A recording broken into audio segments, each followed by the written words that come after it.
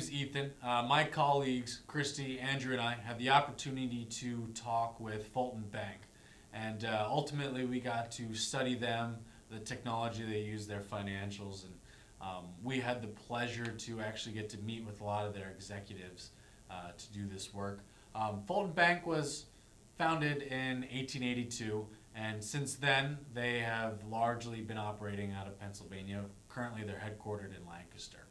So with that being said, we will get into where they stand as far as the community is defined and get onto all the details associated with the research. We are very fortunate to have been able to work with Fulton because of the fact that the position that they're in within the industry is very unique. So when I say unique, the focus of the research was to take a community bank and figure out how it works with technology to improve its standings within its community. Fulton is very unique in that it's a very large bank. So a lot of the banks that you may have looked at normally would be around $1 billion in assets, smaller, not too much larger, but when you look at Fulton, it actually has over $20 billion in assets. So that brings a lot of different things to the tables. First, it operates like a community bank in which it places a lot of the personal relationships with its customers very highly. At the same time, it is able to compete with larger banks and provide a lot of the benefits of scale to its customers, which really sets it apart from a lot of the other banks that may be looked at in this competition. So the first thing we had to do was analyze their financial performance. In order to do that, we had to look at their earning performance, their portfolio composition, their asset growth, their capital levels, and then finally their liquidity. So let's begin with their earning performance. So their earning performance was pretty average, especially in 2017.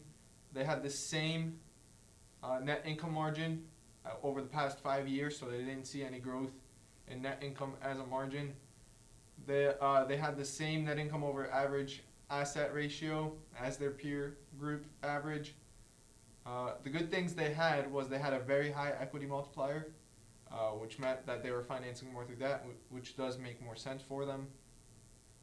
The bad thing is ROE has decreased and their ROA is extremely low. So that would be something that I would recommend they take a look at and see why their return on assets are so low.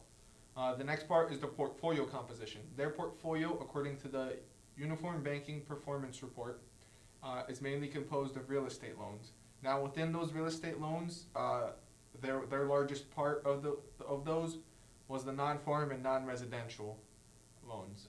That was followed by family residential loans, and finally, that third largest category overall was municipal loans. The next part we will assess is their asset growth. They had consistent asset growth over the last 3 years. Both earning and non-earning assets increased, especially in the last year. They saw a very large increase. And the largest assets that grew were obviously their loans and leases. So that's good because that is the main part of their business. The fourth part we analyzed was capital levels. So under Basel, the bank is classified as well capitalized. It meets all the requirements for that. However, it is not well capitalized in relation to its peer group. It actually falls short. It is in one of the lower percentiles compared to its peer group to how well capitalized it is. So they're well capitalized. They're just not top dog in the peer group. Finally, let's take a look at their liquidity. They are highly liquid, which is very good for them. Our calculations showed that they will not be as reliant on their non-core funding as the peer group, which is good. It means that their operations can sufficiently fund their business activities, or their core operations can fund their business activities, and that is a really good thing. So overall, their financial performance is pretty good. Just a few small things that they need to work on, and then they'll be perfect.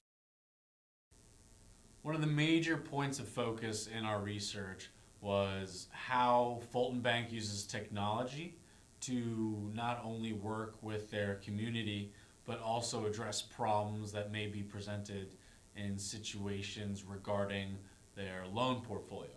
So one of the points of focus in that was to look at where their a lot of their loan portfolio is weighted and look at the trends there. So Fulton Bank acknowledges that they are heavily concentrated in commercial loans.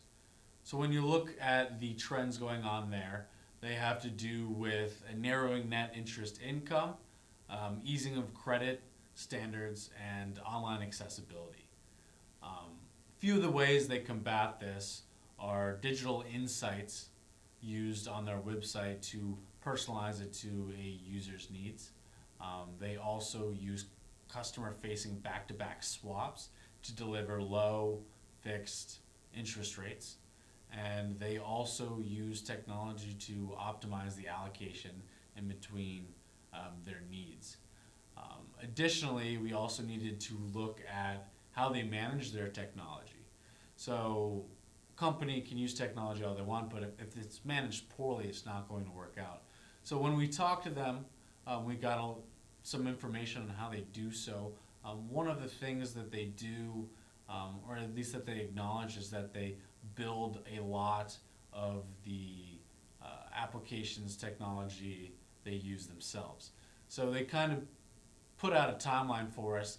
In the last 5 years, it's changed a lot. They said about 5 years ago they got almost everything off shelf. Over the last 5 years, it's changed to filling in the gaps by building it themselves, and now their first option is to evaluate whether they should do so. So they have become fully capable. Additionally, they also structure their IT department in such a way that's defined by a term called bimodal IT. So pretty much what that does is it separates the IT development into two sections. One is mode one, where the development is slow and it's stable. So that a lot of the time has to do with enterprise type software and back end type things.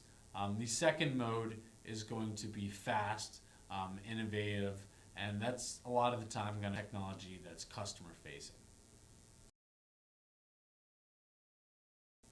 Another area we looked at when we were analyzing Fulton Bank was their third-party vendors and how they manage them.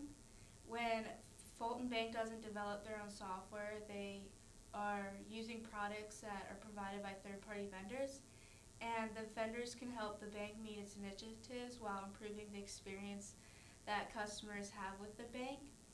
And periodically, the bank will meet with its third-party vendors to make sure that their standards are being met. And if standards aren't being met with their third-party vendors, then this will affect the bank's operations and their customer experiences. And another risk that Fulton has with its third-party vendors is security. So they'll meet with their vendors and talk about what they can possibly be compensated for if there are any security risks. Overall, the third-party vendors help the bank meet its goals and achieve them.